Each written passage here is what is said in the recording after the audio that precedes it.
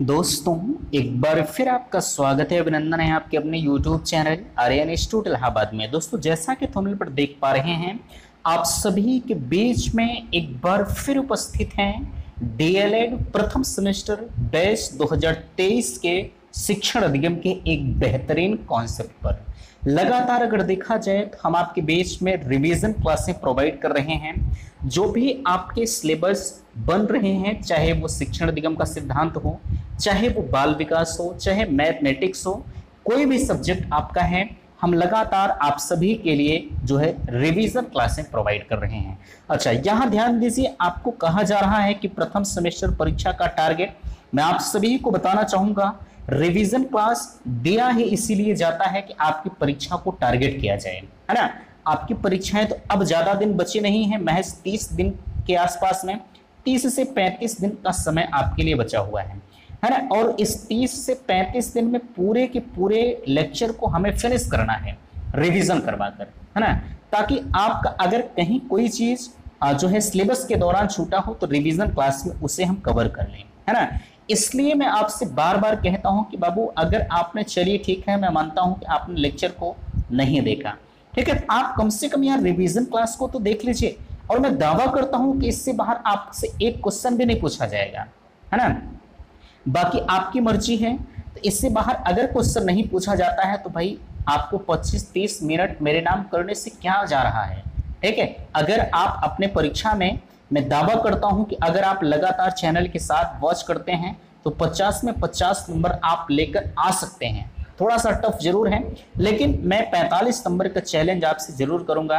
45-46 number आप अपने परीक्षा में कर आएंगे, ठीक है। तो आपसे मैं कहना चाहूंगा कि आप अपना फीडबैक मुझे अवश्य दें कि आपको सारी चीजें समझ में आएंगी। मैं फीडबैक इसलिए कहता हूं ताकि जो है कहीं अगर किसी भी प्रकार की त्रुटियां हो रही हैं तो भाई वो त्रुटियां हम दूर करने का प्रयास लगातार करते हैं, ठीक है। और आप अपना फीडबैक थोड़ा सा दे देते हैं तो उसमें 4 चांद लग जाता है कि चलिए बच्चों को यहाँ समझ में नहीं आ रहा है, वहाँ फिर से एक बार हम रिपीट कर देंगे, है ना। तो फिलहाल के लिए उम्मीद करते हैं कि आप सारी चीजें समझ पाए हैं। चलिए हम आपको लेकर चलते हैं बेहतरीन सेशन पर, लेकिन उससे पहले मैं फिर से निवेदन करूंगा कि प्लीज आप सब अपना फीडबैक मुझे अवश्य दीजिएगा कि हाँ, यहाँ से दी जाने वाली हर चीज मुझे समझ में आ रही है कि नहीं आ रही है। वीडियो को आप लाइक नहीं करते, प्लीज वीडियो को लाइक करके अपने दोस्तों में शेयर करें और सभी लोगों से कम इस बात को अवगत करा दें, यहाँ से रिवीजन क्लासें प्रोवाइड की जा रही हैं। सब लोग चलिए हम रिवीजन करते हैं। भाई ज्यादा समय तो बचा नहीं है, आपको हर सिलेबस पर 2-4 दिन का समय देना है ताकि आपने जो भी पढ़ा लिखा है वो रिपीट हमारा हो जाए। तो चलिए बिना समय को गवाए हम आपको लेकर चलते हैं एक बेहतरीन सेशन पर। प्रश्नों का ये संग्रह आपके बीच में है, सबसे पहले यहीं से आप देख लीजिए, ठीक है। पहला प्रश्न आपसे कहा जा रहा है कि हर्बर्ट और जॉन लॉक ने जो है शिक्षा का उद्देश्य क्या बताए हैं, ठीक है। ये पर्सनल एक साइंटिस्ट के अनुसार पूछा जा रहा है कि हर्बर्ट और जॉन लॉक ने शिक्षा का उद्देश्य, पर्सनल इन दोनों साइंटिस्ट के अनुसार आपको जानना है कि क्या हो सकता है। तो देखिए, कहा जा रहा है हर्बर्ट और जॉन लॉक ने शिक्षा का उद्देश्य बालक का नैतिक एवं चारित्रिक विकास करना ही स्वीकार किया है।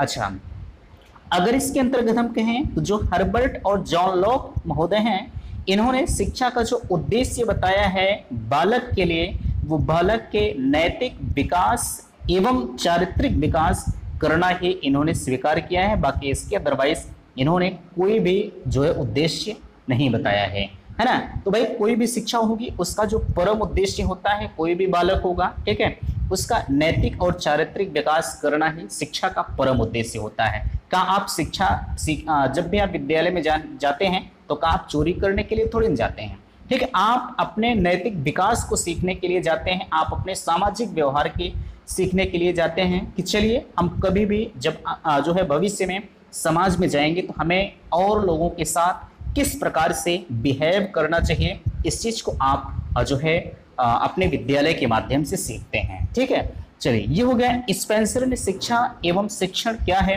ठीक है। स्पेंसर के अनुसार जो है शिक्षा एवं शिक्षण क्या है, ये पर्सनल स्पेंसर के अनुसार पूछी जा रही है।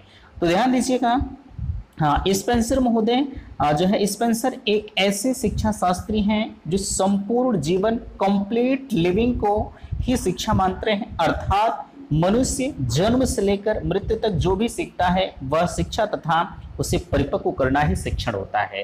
भाई जब भी एक बच्चा होता है, जब वो पृथ्वी पर जन्म लेता है, ठीक है, तो जैसे ही जिस दिन से जब से जन्म लेता है वो कुछ न कुछ अपने समाज से, दैनिक जीवन से वो लगातार सीखता रहता है, और जब तक उसका अंतिम संस्कार यानी कहा जाए उसकी मृत्यु नहीं हो जाती।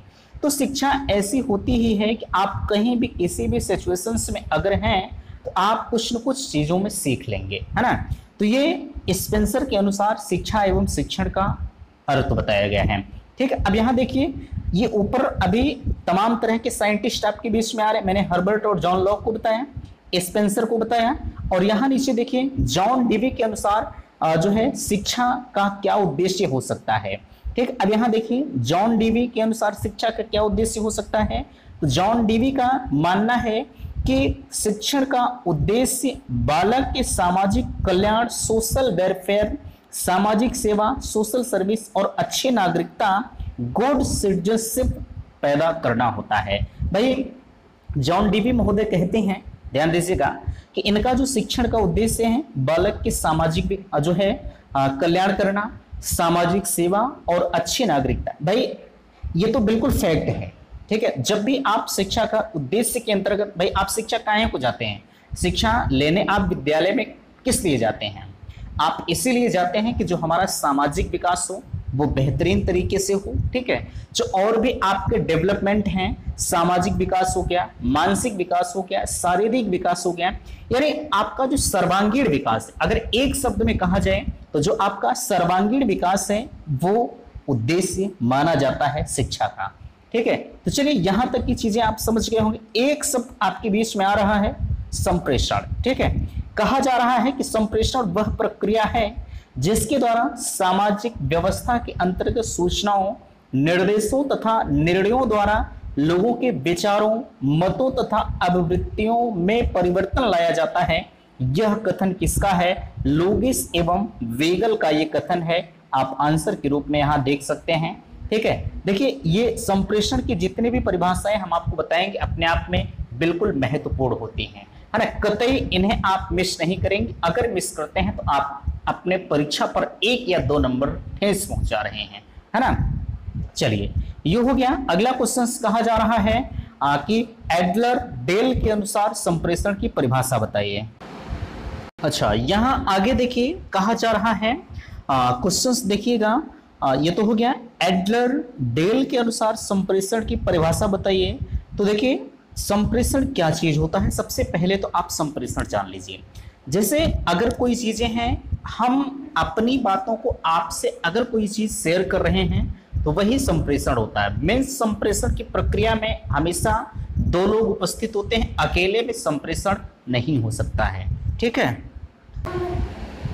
चलिए ये हो गया आपका एडलर डेल के अनुसार जो संप्रेषण की परिभाषा हो सकती है। देखिए संप्रेषण विचार विनिमय के मूड में विचारों तथा भावनाओं को परस्पर जानने तथा समझने की प्रक्रिया है। संप्रेषण का अर्थ क्या होता है? यहाँ डबल इन्वर्टेड कॉमा में लिखा गया, देख सकते हैं।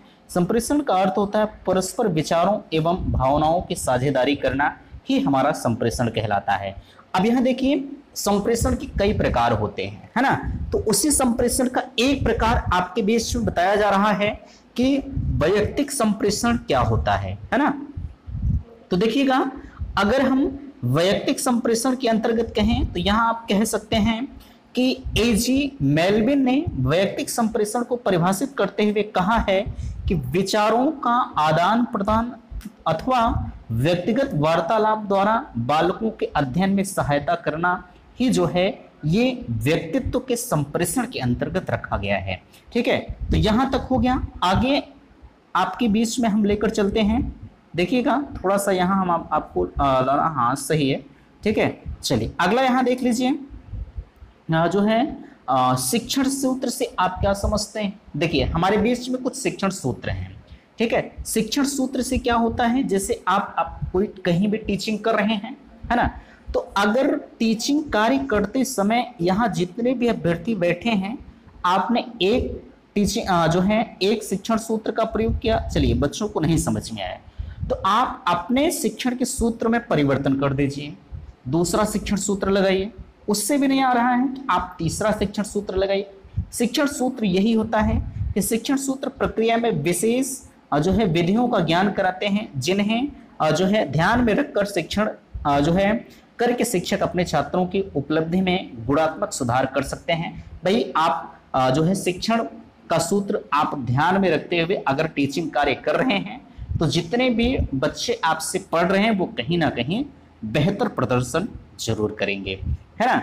अगला क्वेश्चन, खेल की कोई एक परिभाषा दीजिए। तो खेल की परिभाषा के अंतर्गत कहें तो यहाँ आप कह सकते हैं मेवलिक के अनुसार ये खेल की परिभाषा है कि जो कार्य अपनी इच्छा से स्वतंत्रता पूर्वक किया जाए वही खेल होता है। भाई आप खेल को खेल रहे हैं, हम कह दें कि नहीं आपको गेंद को मारना है, इसी के दायरे में रहना, अगर इसके बाहर गया तो आप फेल हो जाएंगे, ठीक है। तो ये खेल में कभी भी बाध्यता नहीं होनी चाहिए। अगर खेल में आप बिल्कुल स्वतंत्र हैं तो वही आपका खेल माना जाता है, तभी आप कोई चीज को डेवलपमेंट या अपने स्किल को डेवलपमेंट कर पाएंगे। अन्यथा की स्थिति में अगर खेल में ही हम आपको अभी मैच हो रहा है और हम आपको दबाव बना दें कि आपको छक्का नहीं मारना है तो क्या मैच जीत जाएंगे? लॉर्ड जीत जाएंगे, ठीक है, मैच वैच नहीं जीतेंगे। तो खेल हमेशा जो है बिल्कुल स्वतंत्र होना चाहिए, है ना। खेल क्या है? ह्यूजेस एंड ह्यूजेस के अनुसार वह विधि जो छात्रों को उसी उत्साह से सीखने की सहायता प्रदान करती है जो उनके स्वाभाविक खेल में विद्यमान है, खेल विधि के नाम से जानी जाती है ना। हैंडसन के अनुसार हैंडसन के अनुसार क्रिया शिक्षण की क्या परिभाषा है? तो हैंडसन महोदय हैं, देख सकते हैं, कहा जा रहा है कि हैंडसन ने जो है क्रिया शिक्षण को परिभाषित करते हुए लिखा है कि क्रिया सामाजिक तथा मानसिक होती है, चहलकदमी आत्म अभिव्यक्ति तथा आत्म क्रियात्मक के इनके अंग माने जाते हैं, ठीक है। ये थोड़ा सा महत्वपूर्ण कम है, कोई दिक्कत नहीं है, आप थोड़ा सा कम भी ध्यान देंगे तब भी चल जाएगा, है ना। कॉमेनियस के अनुसार शिक्षक का क्या कार्य होता है? भाई ये देखिए पर्सनल किसी एक साइंटिस्ट के अनुसार पूछा गया है, शिक्षक का क्या कार्य होता है? शिक्षक एक मार्गदर्शक होता है। आप छोटे से बच्चों को जब भी पढ़ाने जाएंगे तो ऐसा नहीं कि आप डंडे के बल पर अनुशासन कायम करेंगे, नो। अब वर्तमान समय की जो शिक्षा है वो हमारी बाल केंद्रित शिक्षा है। बालकों के जो है सर्वांगीण विकास को ध्यान में रखते हुए हम अपने शिक्षण कार्य को करेंगे, है ना।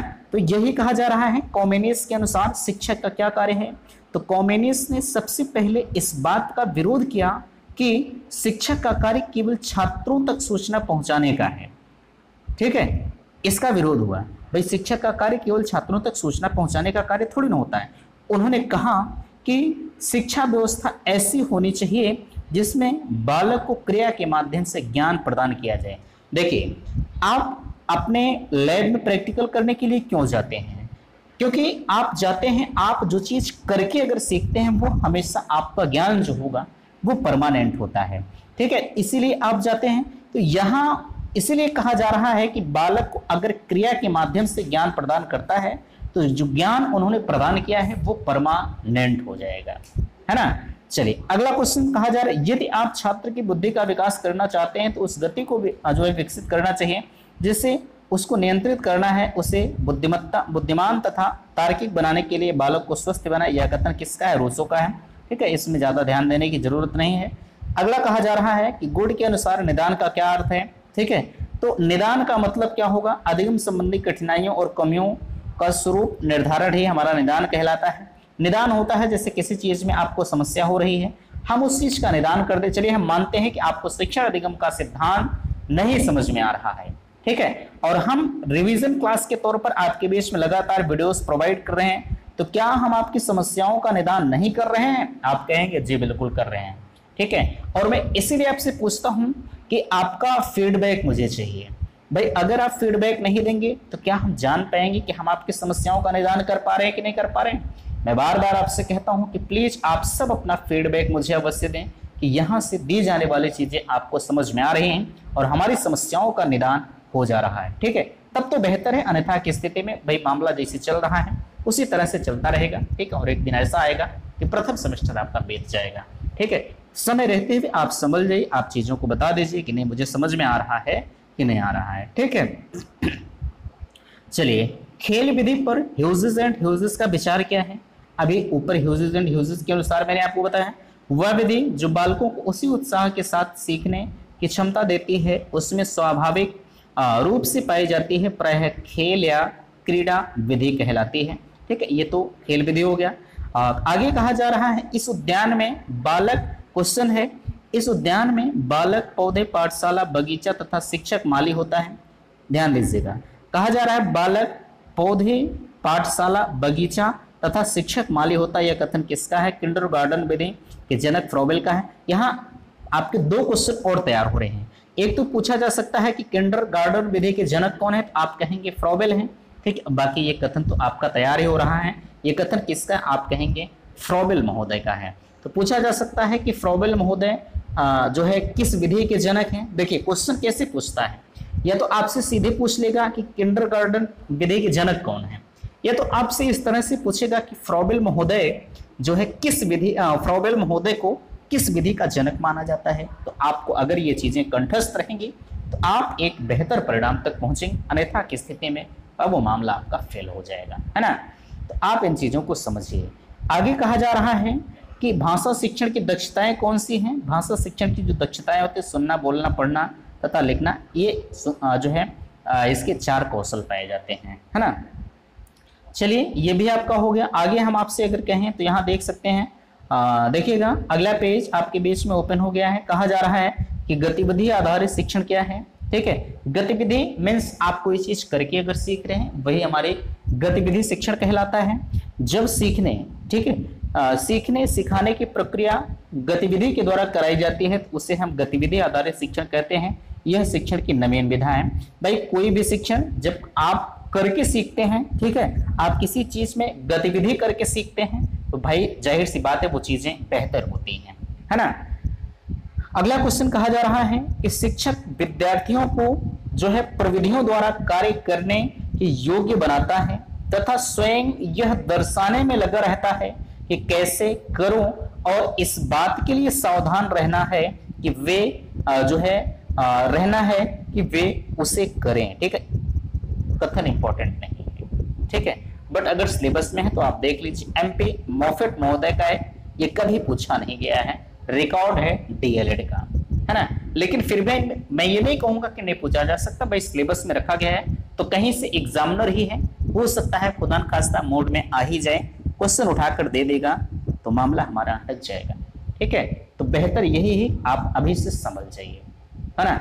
अच्छा, मैं आपसे पूछना चाहूंगा कि क्या यहां तक की चीजें आपके क्लियर हुई हैं क्या नहीं क्लियर हुई हैं। भाई कहीं भी कोई दिक्कत है तो प्लीज आप मुझे बता दीजिए, आपके पास समय है ना। ठीक है, चलिए बिना समय को गवाए हम आगे चलते हैं। उम्मीद करते हैं कि आप सब अपना फीडबैक मुझे अवश्य देंगे। भाई आपका फीडबैक ही मुझे आगे की तरफ ले चलने के लिए प्रेरित करता है ना। कहा जा रहा है, क्वेश्चन देखेंगे कि विधि जो है प्रक्रियाओं में सुपरिभाषित संरचना है जिसमें परिस्थितियों की मांगों के अनुसार विभिन्न प्रविधियां तथा युक्तियां निहित होती हैं। यह कथन किसका है? थर्ड और जो है ग्रेबरिज का है। यह भी कथन महत्वपूर्ण नहीं है, कभी नहीं पूछा गया है। ठीक है, अगला क्वेश्चन आ रहा है कि डॉक्टर S के अग्रवाल के अनुसार कथन किसका? ये भी नहीं पूछा गया, छोड़ दीजिए, कोई दिक्कत नहीं है। पेंटर ने जो है विवरण के, आप कहेंगे भैया अगर नहीं पूछा गया तो आप ले क्यों लिए हैं? भाई आप देख लीजिएगा, जो चीजें महत्वपूर्ण नहीं होती थोड़ा सा उससे हम बता देते हैं कि आप प्रेशर देंगे, भाई इतना बड़ा बड़ा कथन है, याद करने में थोड़ी सी समस्याएं होंगी ही। ठीक है, पेंटर ने विवरण के लिए क्या कहा? ये भी कथन महत्वपूर्ण नहीं है ना। यहाँ देखिए, रुचि का संबंध, मैकडूगल का क्या कहना है रुचि के संबंध में? इंटरेस्ट जिसे हम कहते हैं, महत्वपूर्ण क्वेश्चन है। ठीक है, इसको हम नहीं कहेंगे कि आप मिस करिए, ठीक है, क्योंकि ये बिल्कुल महत्वपूर्ण है ना। तो सबसे पहले ध्यान दीजिएगा, रुचि का संबंध मैकडूगल से है ना। 14 प्रकार की रुचियां, सॉरी जो है वो तो संवेग बताए हैं, ठीक है, वो छोड़ दीजिए आप। रुचि का संबंध मैकडूगल से है। मैकडूगल का कहना है कि जो है रुचि प्रच्छन्न ध्यान है तथा ध्यान रुचि का क्रियात्मक रूप होता है ना। नियोजन का सिद्धांत का महत्व क्या है? नियोजन का जो सिद्धांत है, योजना बनाकर कार्य करना, ठीक है, श्रम एवं समय की बचत होती है। भाई जब आप योजना बनाकर कोई भी कार्य करेंगे, जैसे हम आपके बीच में योजना बनाकर ही आते हैं कि हमें इतने पेज तक आज आपका क्लियर करना है, इतने समय में करना है। भाई 2-4 मिनट 5 मिनट एक्स्ट्रा लग जाए, कम लग जाए, वो अलग का मामला है, लेकिन हमारी योजनाएं जो होती हैं वो बिल्कुल फैक्ट होती हैं कि हमें इतने देर के अंदर बच्चों का समय नाजायज न जाए। ठीक है, चीजें ज्यादा से ज्यादा मिल जाए, कंटेंट आपको ज्यादा से ज्यादा मिल जाए। भाई अगर कम समय में आप जो है 25-30 क्वेश्चन देख रहे हैं तो क्या जा रहा है, ठीक है। आप अपने मन से नहीं पढ़ेंगे, मुझे पता है, कोई आपको गाइड करने वाला होना चाहिए, बिना गुरु ज्ञान नहीं होता, इस चीज को नोट कर लीजिएगा, ठीक है। चलिए, मैंने कहा आपसे योजना बनाकर कार्य करना, श्रम एवं समय की बचत होती है, शिक्षण अधिगम क्रमबद्ध होता है, शिक्षण का उद्देश्य पूर्ण होता है ना। चयन के सिद्धांत पर रायबर्न के विचार लिखें। चयन के सिद्धांत पर रायबर्न महोदय कहते हैं कि जो है शिक्षक की अच्छे चयन की योग्यता पर जो है उसकी कार्य की सफलता निर्भर करती है। रायबर्न महोदय कहते हैं कि शिक्षक के अच्छे चयन की योग्यता पर उसके कार्य की सफलता निर्भर करती है।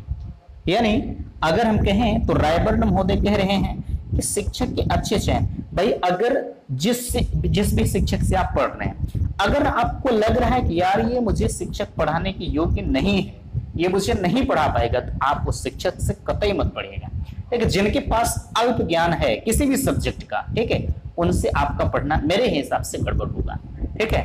कहा जा रहा है शिक्षण के अच्छे ज्ञान का चयन जो है उसकी क्या कहा जा, फिर से देखिएगा, जो है शिक्षक के अच्छे चयन की योग्यता पर उसके कार्य की सफलता निर्भर करती है। आवृत्ति के सिद्धांत का मूल प्रभाव क्या हो सकता है? करत करत अभ्यास के जड़मत होती सुजान के आधार पर बार बार पाठ को दोहराने से जो है सीखे हुए पाठ के प्रति विस्मरण की संभावना कम हो जाती है। कहने का सेंस ये है कि अगर आप इसी वीडियो को बार बार देख रहे हैं, है ना, यानी अब भाई बार बार देखना, आवृत्ति करना होगा, ठीक है। आप किसी भी मैं अपने वीडियो की ही बात नहीं कर रहा हूं, आप किसी भी वीडियो को ले लीजिए, आप अगर उस वीडियो को बार बार देख रहे हैं, ठीक है, तो मुझे तो नहीं लगता कि कभी वो चीजें आप मिस करेंगे, क्योंकि वो आपके दिमाग में सही सलामत सेट हो जाएंगी, ठीक है। तो वो सारी चीजें आपके ऊपर है, आप कैसे क्या करते हैं वो आप समझिए, ठीक है। जहां तक मेरा मानना है, हम अपनी तरफ से पूरा बेहतर प्रयास कर रहे हैं कि आपको सारी चीजें समझ में आ जाए, ठीक है। मैंने आपको पूरा का पूरा खाका बता दिया है। चलिए इधर देखिए, आपके बीच में अगला पेज, यहां कहा जा रहा है, ध्यान दीजिएगा कि कार्यशाला प्रविधि से क्या अभिप्राय है ना। कार्यशाला प्रविधि क्या होती है? कार्यशाला एक निश्चित विषय पर जो है परिचर्चा का प्रायोगिक कार्य है, जिसमें सभी प्रतिभागी सदस्य अपने ज्ञान, अनुभवों व कौशलों के परस्पर आदान प्रदान द्वारा विषयों के बारे में सोचते हैं। यही आपकी कार्यशाला प्रविधि के अंतर्गत आता है, ठीक है। कार्यशाला का जो मूल सूत्र है वो क्या हो सकता है? इसका मूल सूत्र उद्देश्य प्राप्ति के लिए आपस में मिलजुल कर सहयोगात्मक भावना से करना ही ये कार्यशाला प्रविधि के मूल सूत्र के अंतर्गत आते हैं, ठीक है।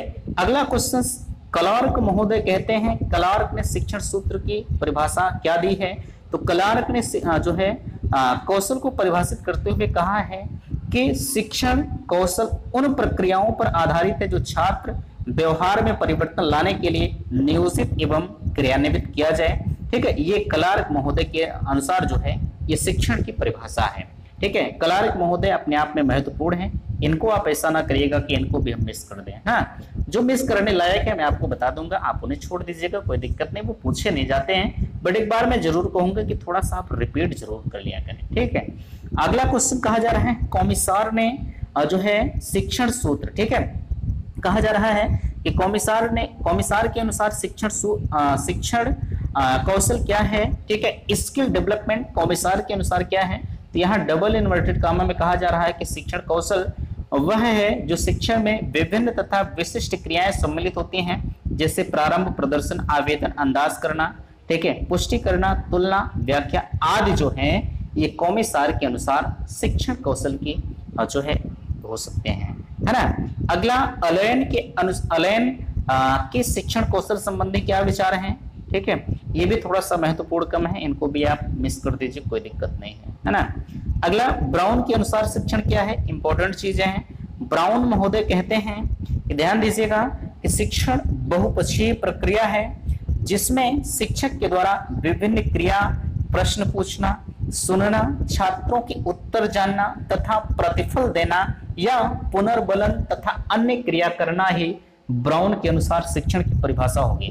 देखिए, कभी भी जैसे मैं आपसे पुनर्बलन यानी प्रतिपुष्टि की बात यहाँ की जा रही है, मैं आपसे कहता हूं कि आप अपना फीडबैक मुझे अवश्य दें। ठीक है भाई, मैंने आपको बताया कि आप इस चीज को पढ़ लीजिए। मैंने एक लेक्चर 30-35 मिनट, 25 मिनट, 20 मिनट जो भी जा रहा है, ठीक है भाई, आपका फीडबैक तो मिलना ही चाहिए, है ना। इसलिए मैं कहता हूं आप अपनी प्रतिपुष्टि अवश्य दें। उपचारात्मक शिक्षण किस प्रकार के बालकों के लिए उपयोगी है? शैक्षिक रूप से पिछड़े हुए बालक। भाई मैंने आपसे बताया, अगर आप एजुकेशन सेकंड पेपर में पिछड़े हुए हैं, ठीक है, तो मैं आपका उपचार करने का प्रयास कर रहा हूं, ट्रीटमेंट में कर रहा हूं, है ना। क्यों कर रहा हूं? क्योंकि मुझे लग रहा है कि आप इसमें बेहतर नहीं कर पाएंगे। ठीक है, उपचारात्मक शिक्षण यही होगा कि उपचारात्मक शिक्षण में आप अगर शैक्षिक रूप से पिछड़े हैं तो आपके लिए बेहतर करना ही उपचारात्मक शिक्षण का कार्य होगा, है ना। चलिए, बहुस्तरीय शिक्षण से क्या अभिप्राय है? बहुस्तरीय शिक्षण में होता है कि विभिन्न उपलब्धि स्तर वाले बच्चों की कुशलता पूर्वक पढ़ाने की योजनाबद्ध प्रक्रिया बहुस्तरीय शिक्षण कहलाती है। ठीक है, छात्रों की त्रुटियों का निराकरण किस प्रकार के माध्यम से किया जा सकता है? भाई यहाँ देख सकते हैं उपचारात्मक शिक्षण ही दिया जा रहा है। ठीक है, अगर छात्र किसी भी प्रकार की त्रुटि कर रहा है तो उपचारात्मक शिक्षण के माध्यम से हम उसकी त्रुटियों को दूर कर सकते हैं, उसका निराकरण हम कर सकते हैं। ठीक है, सूक्ष्म शिक्षण से क्या अभिप्राय है? माइक्रो टीचिंग क्या होता है? वीडियो का लास्ट क्वेश्चन है। ठीक है, अगर हम इसमें बात करें तो सूक्ष्म शिक्षण का तात्पर्य शिक्षण की लघु रूप है। शिक्षण का लघु रूप है शिक्षण की जटिल प्रक्रिया को सरलतम ढंग से छोटे छोटे सोपानों में छात्रों के समक्ष प्रस्तुत करने की जो रुचियां हैं, उस प्रक्रिया को हम सूक्ष्म शिक्षण कहते हैं। मीन्स इसी को हम माइक्रो टीचिंग भी कह सकते हैं। ठीक है, तो फिलहाल के लिए उम्मीद करते हैं कि आज का यह वीडियो आप सभी को पसंद आया होगा। ये आप सभी के लिए रिवीजन क्लास थी। क्या इसमें आपको कहीं दिक्कत है तो बिल्कुल आप मुझे कमेंट करके बता दीजिएगा, इसलिए मैं बार बार आपसे पूछता रहता हूँ, है ना। तो आशा करते हैं दी गई जानकारी से आप संतुष्ट हैं। प्लीज वीडियो को लाइक कीजिएगा, शेयर कीजिएगा, और चैनल पर पहली बार विजिट किए हैं तो चैनल को सब्सक्राइब जरूर कीजिएगा। और मैं लास्ट में आपसे कहना चाहूंगा कि आपका फीडबैक मेरे लिए महत्वपूर्ण है। अब आप अपना फीडबैक मुझे अवश्य दीजिएगा कि हाँ, यहाँ से दी जाने वाली चीजें आपको समझ में आ रही है कि नहीं आ रही हैं। तो फिलहाल के लिए मिलते हैं आपसे नेक्स्ट अगले वीडियो में। वीडियो को वॉच करने के लिए थैंक्स, धन्यवाद।